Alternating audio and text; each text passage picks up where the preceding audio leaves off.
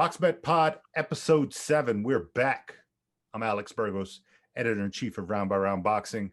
My record is shit right now, but don't judge me on that. We got my man, Versace Poppy. Vlad, what's good, man? How are you?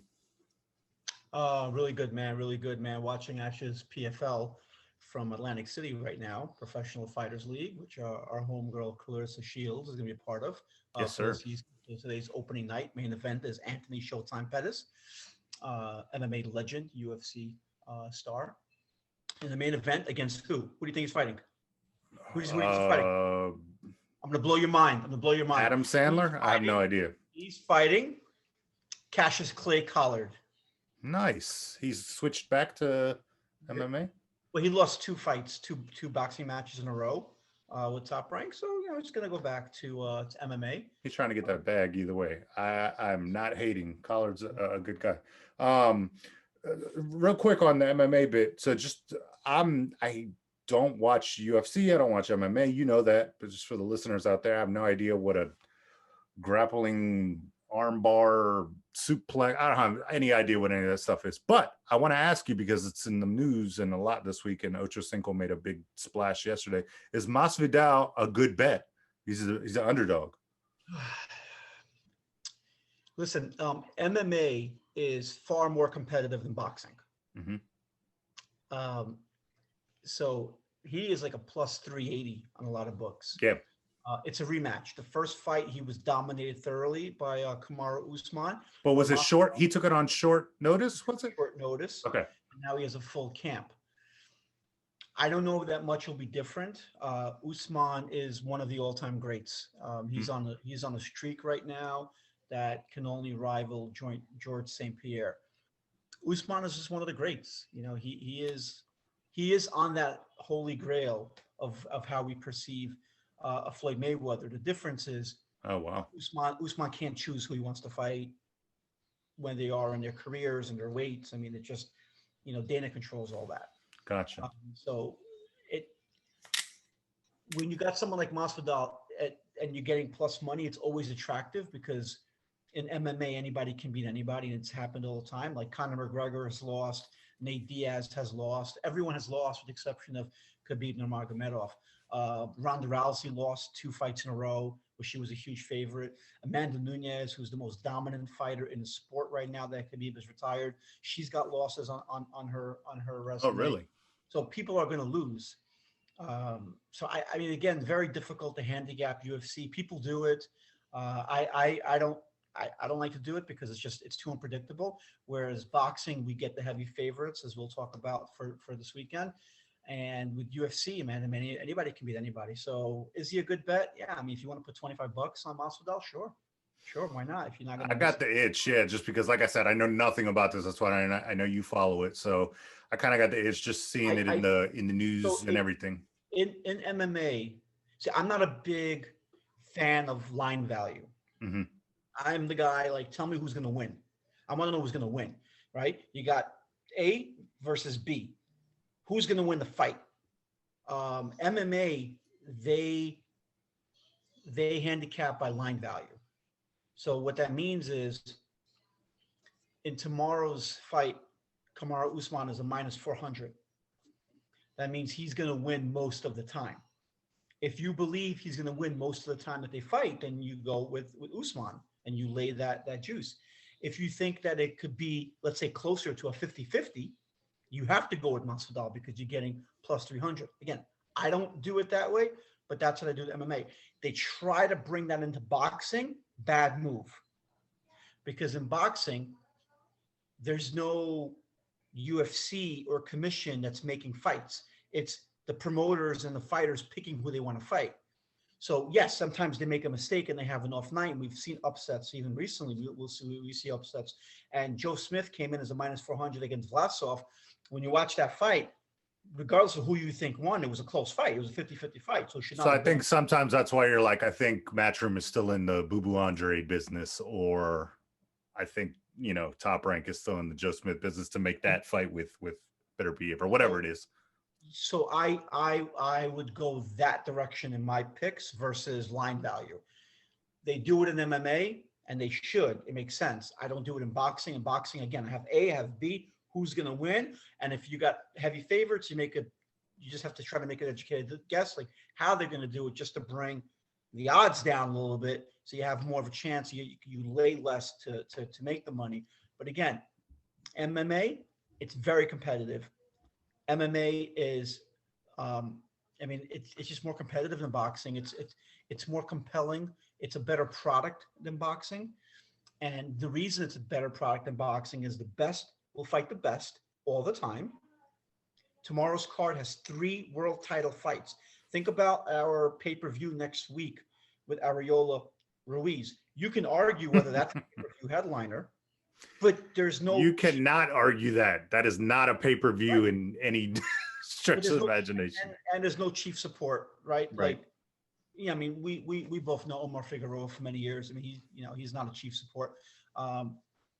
Tomorrow, UFC has 3 world title fights that could be headliners in their own cards. Right. It's like a Don King card.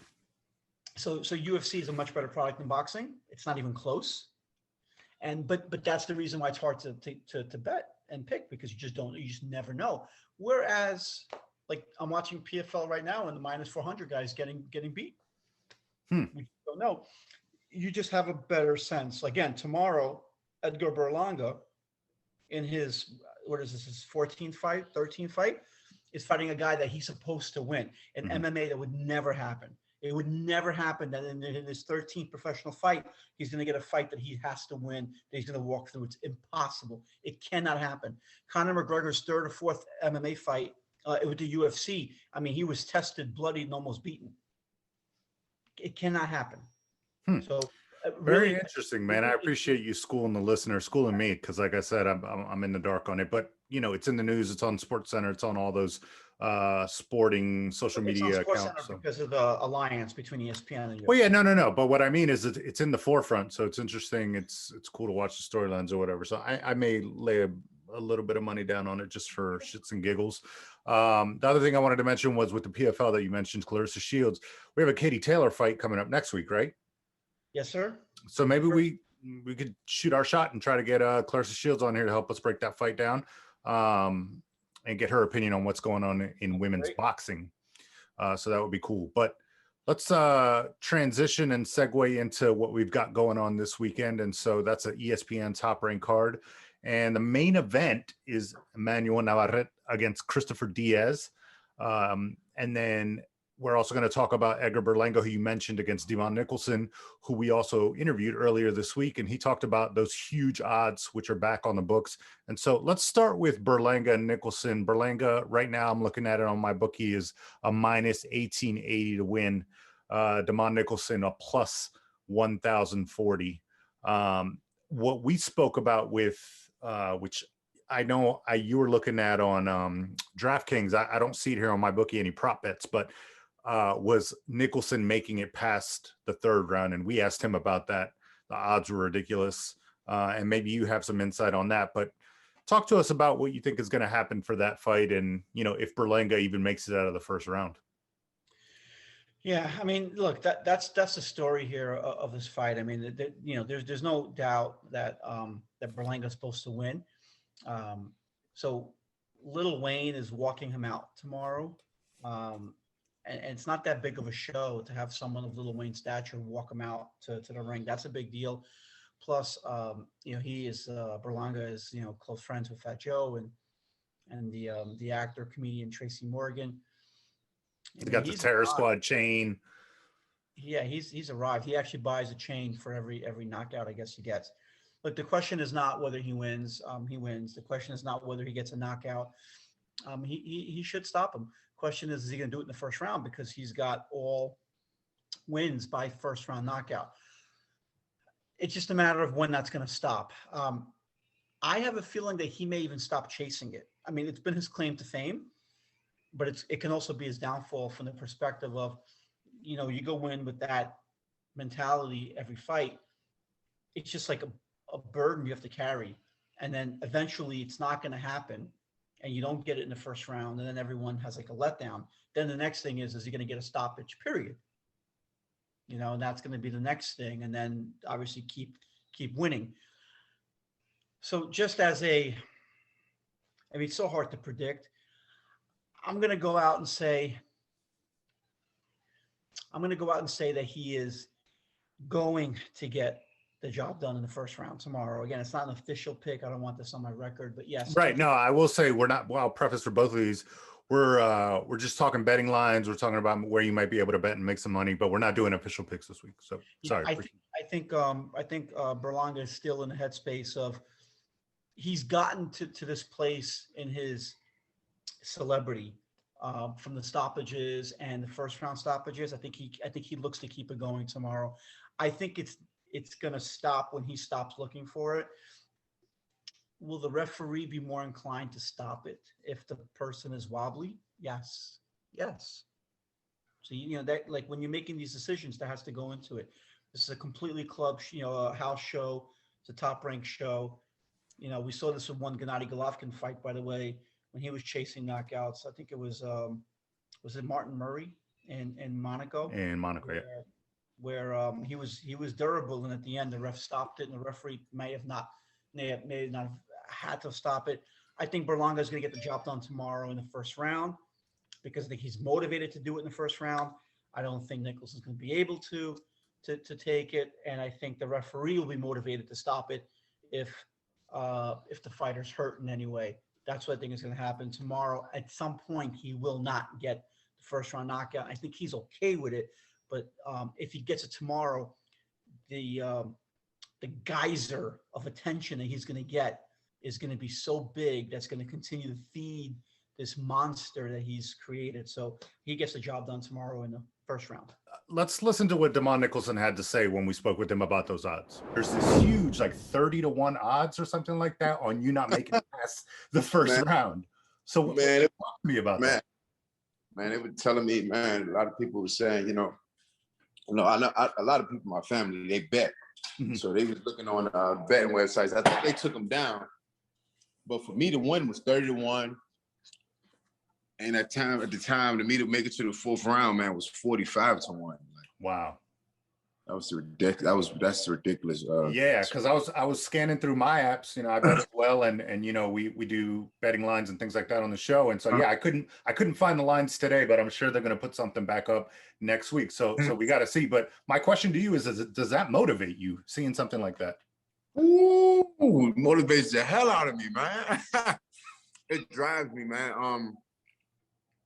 I don't know. Whenever I'm the underdog, whenever somebody tell me I can't do something, it always motivates me to go even harder, to be more precise and smart about how I conquer whatever they say I can't do, So, man, it motivates the hell out of me, Alex. I can't speak on it enough, man. But that's all I needed to hear. That's all I needed to see, and now it's up.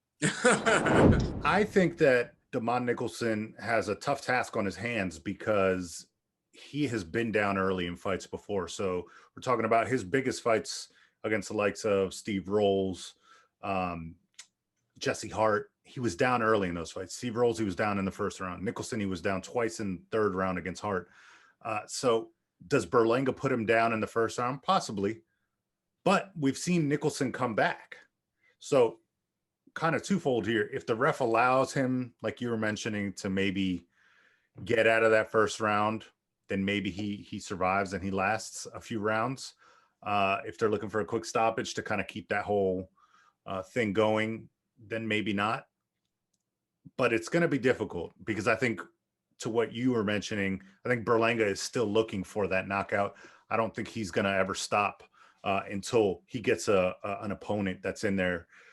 Kind of like we mentioned with David Benavidez, which was what I said to him, is like, it wasn't until Ronald Graville started taking his best shots and was like, hey, give him back, and not really folding. So until you face a guy like that can give and take, and it's going to take your best shots and really make you question your mentality and how you're doing things. And Demond also mentioned those things as well, because he was riding a knockout streak early in his career, first round knockouts and just blasting guys his first 9 fights, 8 or 9 fights. And he says it starts, you know, round 2, 3, it starts to creep in your brain. It's like, okay, well, let me start thinking about the other things my coach was telling me in the gym and during training. Like, now I have to work my jab, now I have to move, and now I have to do other things.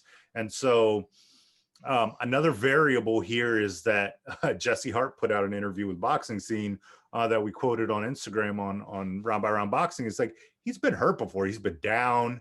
You know, he hasn't always been this guy, the quote unquote monster. And so now this persona has been built up throughout the professional ranks because of what he's been able to accomplish. But at the end of the day, it's going to catch up to you if you don't go professional rounds and if you don't go rounds with quality guys. And so it would be to his benefit to start taking fights a little bit more serious in terms of getting work under his belt. And so I'm not saying don't go in there and, you know, don't throw your power punches in the first round, but at the same time, not everyone is going to just crumble. And also the ref is not going to step in and look to help you out to claim those knockouts every time. And so again, not an official pick, but I will say Demond Nicholson makes it out of the first round. And after that, it's fair game. Like I said, I don't have the props in front of me because I'm not looking at DraftKings, but I know you sent me a couple different ones. Vlad, I don't know if you have those in front of you, but what is it for him over 4 rounds? They don't have an over 4 round, but they do have, if you pick any particular round. So for example, I know round 3 has been talked around a little bit. So if you do round 3, it's plus 800. So if you put 100, you get back your 100 plus $800. If you try to pick them in round 2, it's plus 260. And round 1, which is what I'm saying, gets the job done, it's minus 177. Gotcha. And I think based off of the screenshot you sent me too, Berlanga after 8 rounds is plus 1100.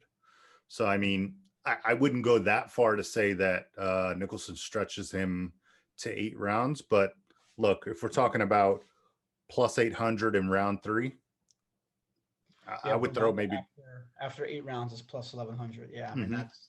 But Berlanga round 3 plus 800, Berlanga round 2 plus 260.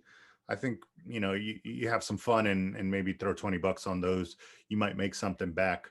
I think definitely Top Rank is building him up and progressively stepping him up against more difficult opponents. Demond Nicholson is that guy. So let's see what he could do. He's got his opportunity here. But I think either round 2 or round 3 is a tasty bet if you want to put something on Berlanga. The only thing that we don't know is, and that's the big piece that we just don't know is, you know, what's Berlanga's gas tank in round 2, 3, 4, 5, 6, 7. We just don't know. We've never seen it before. So the first time we see it, you know, that's going to tell us all. The detriment to someone like him, it's just such a tough spot to be in. Is the first time you go rounds, do you want that to be against Jesse Hart, for example? Which, by the way, I think he's better than Jesse Hart. But is that the first time that you want to test your, how, you know, does your punch have sting in round 6? You want that to be a bet against Jesse Hart, or do you want it against this guy? Sometimes you want him to survive, like as Berlanga, you want your opponent to go to round 3, 4, 5, and 6, so you could see how you're feeling in there. You know, how's your gas tank? How's your adrenaline? How's your breathing? Does your punches have sting? Again, that's a tough situation. And you also don't want to play with your food because you don't want to give the guy confidence that he can get you. Very difficult. Right. Very difficult. I just know for his longevity, if he's to be you know, the man that he wants to be, a world champion, living legend in the sport, the first time you go rounds is not going to be against David Benavidez, Jesse Hart, obviously those guys. You need to go rounds. And it's okay if you knock the guy out in the 7th round. We just don't know. Yeah, and to that point, I mean, you're talking about David Benavidez. We spoke to him earlier this week, and he's like, "Look, me and David are on the, or excuse me, me and Edgar are on the same age." He's like, "So I'm ready for that fight now. I don't know if they are." And I'm thinking to myself, "Hell no, they're not gonna take that fight now. I mean, this guy hasn't gone past the first round. That'd be ludicrous." So, at what point do you catch up? The only way you're going to catch up in terms of, your experience is going rounds. And so, like you said, by all means, no way do you want to your first fight where you get rounds to be against a David Benavidez, your first big fight. Because I'm sorry, you're just not going to knock those upper echelon guys out with one punch. It's not going to happen. There's levels to this for a reason, and that saying is there for a reason. So I hope for his sake that, you know, maybe, you know, Andre Rozier and just his camp and his coach, I mean, they're asking, and even if he's taking his foot off the pedal a little bit, you know, hopefully he's ready to go a few rounds, because the bigger fights are going to come, and they're going to come sooner than later. And look what we've seen David Benavidez do. He just turned 24. So, and look at his record and his opponent list compared to an Edgar Berlanga. And I'm not saying everyone should do what David Benavidez is doing, but I'm just saying if we're building up that fight, they're just on two totally different stratospheres right now. But it'll be exciting. Let's see what he could do. Let's see if he gets Nicholson out in the first round, and we'll talk about it a little bit next week. Now let's talk about the main event as well. We got Emmanuel Navarrete, like I said, against Christopher Diaz. Pitufo Diaz, he's gotten his opportunity at a title against Shakur Stevenson, totally outclassed, defeated by decision. He's got another opportunity here with Top Rank. Once upon a time, he was a hot prospect and lined up to be a champion. I think a lot of times with the Puerto Rican guys, you know, like the Felix Verdejos and, you know, those kind of guys, I mean, they're grooming them to be titleists because they have such a big fan base behind them. And it makes sense monetarily. And he just hasn't delivered in terms of becoming that next guy. And so he's in against a very awkward and very powerful Emmanuel Navarrete, who's, you know, just going to be now a couple fights into his featherweight body, we'll say. And so I guess the question here is, Vlad, how do you see this fight going? Does Navarrete have the power, have the style to take Diaz out, who's fought at up to 130 pounds? Or is this just ripe for a blowout decision for the champ? You know, I hate to correct you a little bit, man, but when Diaz challenged for the title, it was against Ito. I like your water, by the way. That's some nice water. Thank you, sir. That's the. I'm sorry. Yeah, he didn't challenge for the title against Shakur. He fought an eliminator, right? Yeah. Well, there was for like a minor belt, intercontinental belt, or the NAB belt. You're right. No, correct me. Keep me on my toes, man. I appreciate it. He did fight Ito for the belt, and he came up a little bit short. Yep. All right. So you know, when you break down this one, you know, you're looking at first. Do you think an upset can happen? Diaz is a huge upset. I don't think so. I think that Diaz is a good fighter, but I just think he's levels. I think he's a level below Navarrete. I love Navarrete because he's so active in the game. He's fought 8 times, I think, in the past 2 years. He's just always fighting. He's very active. He likes to fight. He's, again, you know, Mexican warrior. He won the belt, gave the guy a rematch, dog boat, right? Mm-hmm. Beat him. He's got so he may be the smaller man already. I mean, he's taller and he's got the reach advantage. He's got a 72-inch reach versus Diaz's 64-inch reach. The only time I've seen Navarrete in a little bit of trouble, besides the loss he got, is when he fought Ruben Villa. He dropped him a couple times, and he allowed Ruben Villa to get back in the fight and probably outpoint him. He got the decision because he had the knockdowns and he had an early lead. But that was a tough fight. I say so. So then, all right. So you rule out upset. If you rule out upset, then you can't bet in that direction. Depending on the book, you know, he's minus 1,000 up to minus 1,250. So you have to lay $1,250 to get $100 back. For, you know, that's not a gamble you want to make. So then the question is, does you pick this fight going by decision, or do you pick a stoppage? Unofficially, I'm going to say that Emmanuel Navarrete actually gets a stoppage here. And Diaz is durable. Ito didn't stop him. Shakur didn't stop him. Shakur did not want to stop him. I want to make sure that's very, very clear. I was there. I watched the fight. Shakur did not want to stop him. Shakur was booed inside Madison Square Garden on the Terrence Crawford, is Amir Khan undercard. Shakur could have stopped him, had no interest stopping him. I don't know if it's because they're friends or he didn't want to. Shakur's interview in the ring was very rough. He was booed. He was booed during the fight. And he was booed when he was giving the interview to, I don't know who was it, in the ring. Was it you? Wasn't me. He was booed. He was booed. I'm just telling you, I was there. He was booed in New York City. I don't know if he's ever going to admit that. He was booed, and he was booed because he didn't fight. Otherwise, Diaz would have had a stoppage loss on his record. Diaz rebounded from there, and he had a really big emotional victory in the bubble last year. Navarrete wins this fight.